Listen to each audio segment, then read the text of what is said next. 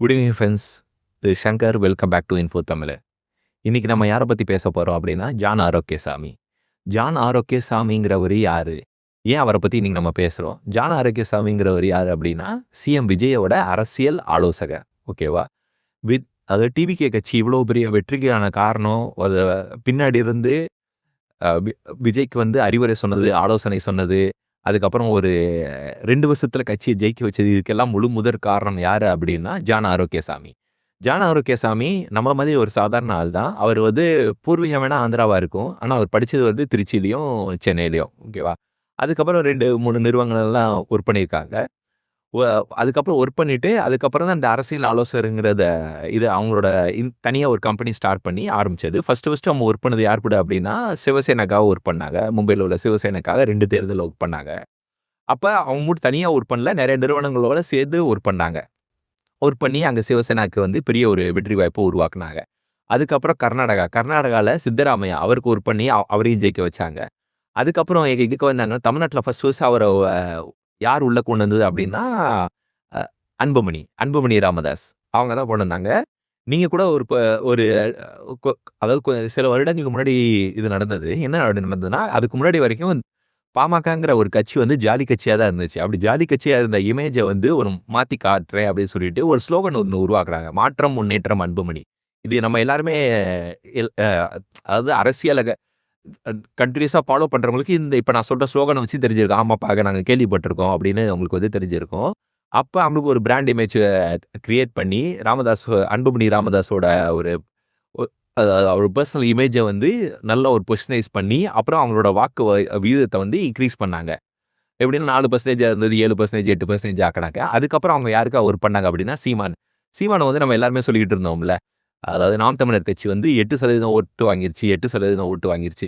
அதுக்கு ஒரு முக்கியமான ஒரு நபர் யாருன்னு பார்த்தா, ஜான் ஆரோக்கியசாமி. ஜான் ஆரோக்கியசாமி தான் எளிய மக்கள எப்படி போய் சேர்றது, அதுக்கு ஒரு ஸ்லோகன் ஒண்ணு உருவாக்கி, அதுக்கப்புறம் மக்கள கவர்றதுக்கு என்னென்னலாம் பண்ணணும் அப்படின்னு சொல்லிட்டு நெறைய அது மாரி பேக்ல இருந்து நெறைய ஒர்க் பண்ணியிருக்காங்க. அப்படி இருந்த டைம்ல விஜய் வந்து தனக்கான ஒரு அரசியல் ஆலோசகர வந்து தேடிக்கிட்டு இருந்தாங்க கட்சி ஆரம்பிக்கிறப்ப. அப்ப விஜயால் தேர்ந்தெடுக்கப்பட்டவர் தான் இந்த ஜான் ஆரோக்கியசாமி.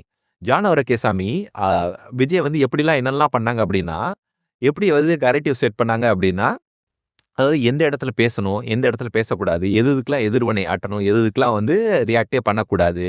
அதுக்கப்புறம் வந்து எந்த டோன்ல பேசணும், அப்புறம் எந்த மாரி நம்மள வந்து பொசிஷன் பண்ணிக்கணும். அதுக்கப்புறம் வந்து விஜய வந்து 2 தொகுதியில நிப்பாட்டுனதுக்கான அறிவுரைகள் சொன்னது. அதுக்கப்புறம் வந்து நம்மளோட டார்கெட் எப்பவுமே வந்து ஹையா இருக்கணும்னு சொல்லுவோம்ல, அதே மாரி தான். எப்படின்னா, ஃபர்ஸ்ட்லேருந்தே இவங்க வந்து ஒரு இது செட் பண்ணிட்டாங்க. எப்படி செட் பண்ணிட்டாங்க அப்படின்னா, டிவிகே விசஸ் டிஎம்கே.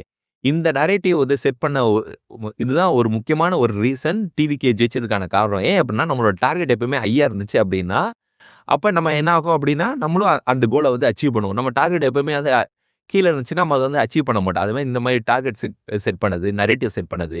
ஓகே.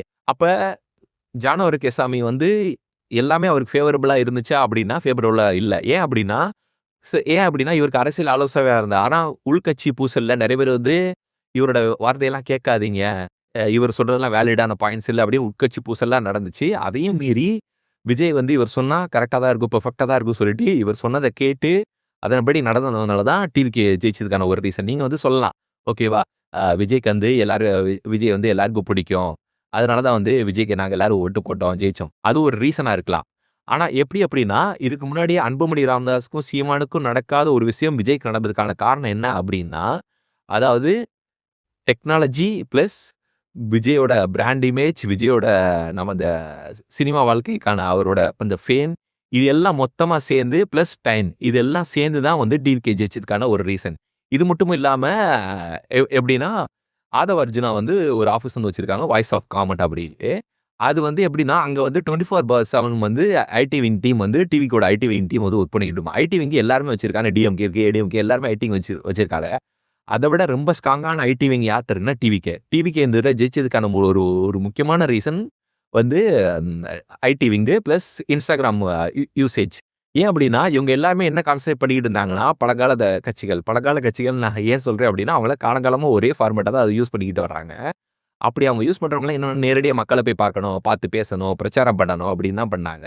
ஆனா இவங்க எடுத்த ஒரு ஒரு ஒரு வித்தியாசமான ஒரு ஆயுதம் கூட சொல்லலாம். அதுதான் வந்து Instagram. ஏன் அப்டின்னா, இப்ப எல்லாருமே வந்து Instagram அதிகமா யூஸ் பண்றாங்க. முக்கியமா யங்ஸ்டர் அதிகமா யூஸ் பண்றாங்க. அவங்கள போய் ரீச் ஆகணும் அப்டின்னா, நம்ம Instagram மூலியமா தான் போணும். அப்டி சொல்லிட்டு அதுக்கு டிஃபரெண்ட் பிளான போட்டு எப்டி எப்டிலாம் மக்கள ரீச் பண்றது, Instagramல எப்டி ரீச் பண்றது, WhatsAppல எப்டி ரீச் பண்றது, YouTubeல எப்டி ரீச் பண்றது, அத பத்தின நம்ம பேச போறதுல எப்டி இருக்கிறது. அதுக்கப்புறம் ரசிகர்களா இருக்கவங்கள வந்து நற்பணி மன்றங்களா மாத்தி, அவங்களால வந்து கட்சிக்காரங்கள எப்படி மாத்துறது? அதுக்கப்புறம் பொதுமக்கள் வந்து நம்மள நோக்கி வரணும் அப்படின்னா, நம்ம வந்து என்ன பண்றது? அதுக்கப்புறம் மத்தவங்களோட மைனஸ் பாயிண்ட்லாம் இருக்கு. அந்த மைனஸ் பாயிண்ட்ட வந்து டிகோட் பண்ணி, இதெல்லாம் அவங்க பண்றாங்கன்னு ஹைலைட் பண்ணி காமிக்கிறது. இந்த மாரி பல விஷயங்கள் இருக்கு. இந்த எல்லா விஷயமும் ஒண்ணா சேர்ந்து ஒர்க் அவுட் ஆனது தான் டிவிகே வந்து ஜெயிச்சதுக்கான ஒரு ரீசன். ஏன் அப்படின்னா, நம்ம வெறும் ஃபேம வச்சு வந்து ஏன் அப்படின்னா, ஃபேமே வந்து இதுக்கு முன்னாடி பவன் கல்யாணுக்கு இருந்திருக்கு. அதே மாரி சிரஞ்சீவிக்கு இருந்திருக்கு.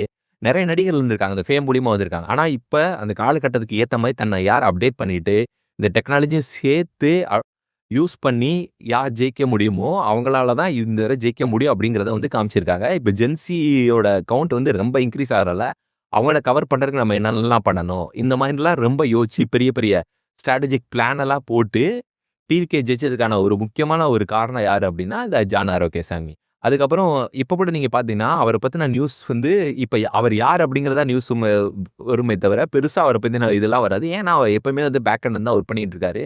இப்பயும் கூட அவர் வந்து நெறைய அரசியல் ஆலோசகரா அ இருந்து விஜய வந்து இன்னும் கைட் பண்ணிட்டு இருக்காங்க. இதெல்லாம் ஒரு நல்ல விஷயம் தான். இத பத்தின உங்களுக்கு ஃபீட்பேக் இது நல்லதா? கெட்டதா?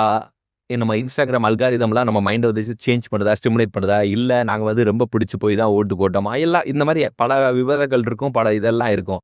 இத பத்தின உங்களோட கருத்துக்கள வந்து கமெண்ட்ஸ்ல தெரிவிச்சு, எங்களோட சேனல வந்து லைக் பண்ணி, கமெண்ட் பண்ணி, சப்ஸ்கிரைப் பண்ணுங்க. Thank you guys.